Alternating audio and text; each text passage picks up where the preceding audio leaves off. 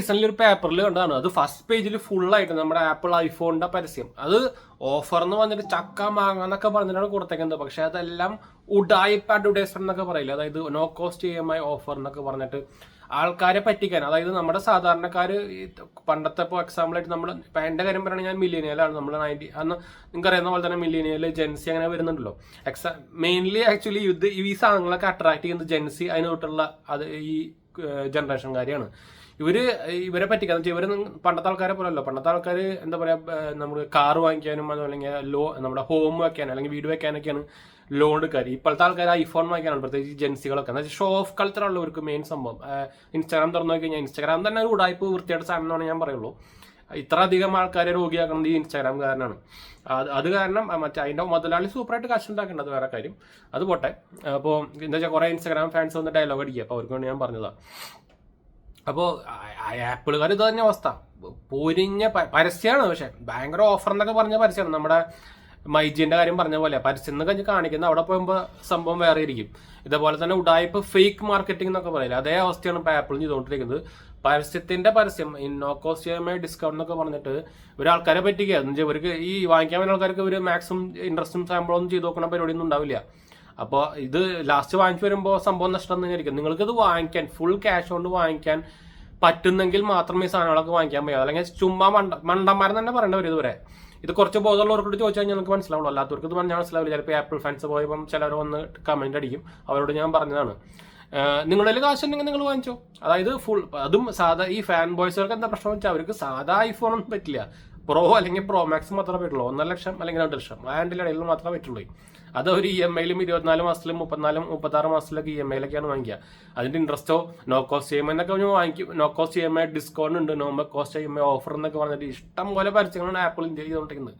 അപ്പോൾ ആപ്പിള് ഒന്നാമത് നിങ്ങൾക്ക് അറിയാവുന്ന പോലെ തന്നെ ഞാൻ ഇപ്പോൾ റീസെന്റ് ഒരു വീഡിയോ ഉണ്ടായിരുന്നു, ഐഫോൺ ഇസ് സ്കാം എന്ന് പറഞ്ഞിട്ട്. എന്ന് വെച്ചാൽ ഐഫോണിന്റെ മാനുഫാക്ചറിങ് കോസ്റ്റ് എന്ന് പറഞ്ഞാൽ അത്രയും കുറവാണ്. എന്നിട്ടാണ് അത് ഈ ഡബിൾ ട്രിപ്പിൾ വില. എന്ന് വെച്ചാൽ അവർക്ക് നമ്മുടെ ഇന്ത്യയിൽ മാർക്കറ്റ് മാർജിൻ ഭയങ്കര കൂടുതലാണ്. ഇന്ത്യക്കാരാണ് ഏറ്റവും കൂടുതൽ ആപ്പിൾ വാങ്ങിക്കുന്നതാണ്, അവരാണ് ഇവർ പറ്റിക്കൊണ്ടിരിക്കുന്നത്. എന്നുവെച്ചാൽ ഇങ്ങനത്തെ കുറേ ആൾക്കാരുണ്ടല്ലോ. അപ്പോൾ അവരെ ഞാൻ പറഞ്ഞിട്ടുണ്ട്. ഇപ്പം എനിക്ക് ആപ്പിൾ എന്താ പറയുക, ആപ്പിൾ എന്നെ പറ്റിച്ചിട്ടുണ്ട് അല്ലെങ്കിൽ ആപ്പിളിനെതിരെ എനിക്ക് എന്താ പറയുക കംപ്ലൈന്റ് ഉണ്ട് അല്ലെങ്കിൽ എനിക്ക് ആപ്പിളിനെ ഇഷ്ടമല്ല, അങ്ങനെയൊന്നുമില്ല. ഞാൻ ഓൾറെഡി പറഞ്ഞിട്ടുണ്ട്. ഞാൻ ഇത്ര കാലം 3-4 കൊല്ലം ആപ്പിൾ യൂസർ ആയിരുന്നു. അത് അതിന് ശേഷം നമ്മുടെ iOS 18 ശേഷമാണ് ഞാൻ മാറ്റി പോയത്. വെച്ചാൽ നമുക്ക് നമ്മുടെ എന്നിട്ട് പണിയിൽ നടക്കുന്നില്ല, ബാങ്ക് ആപ്സ് പോലും വർക്ക് ചെയ്യുന്നില്ല, ബഗ്സുകളുടെ പോലും ഇപ്പോൾ തന്നെ iOS 26 ബഗ്സുകളുടെ പോലാണ്. അപ്പോൾ അതുകൊണ്ട് ഞാൻ മാറ്റിയതാണ് വെറുതെ.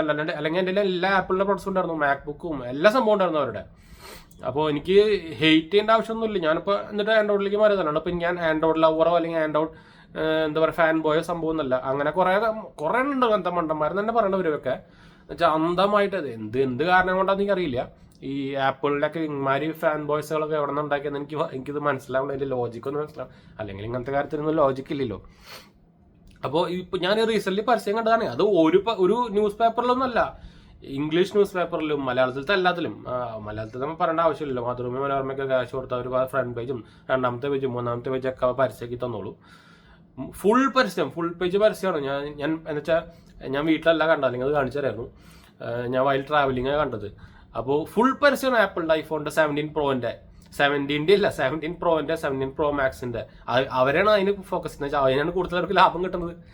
അപ്പോൾ ഇതിലൊന്നും പോയി ചാടി തല വെക്കാണ്ടിരിക്കുക. പറ്റുന്ന ആൾക്കാർ മാത്രം വാങ്ങിക്കുക. റെഡി ക്യാഷിന് വാങ്ങിക്കാൻ പറ്റുന്ന ആൾക്കാർ പോയി മാത്രം വാങ്ങിക്കുക കേട്ടോ. പൊട്ടത്തരങ്ങൾ ചെയ്യാണ്ടിരിക്കുക.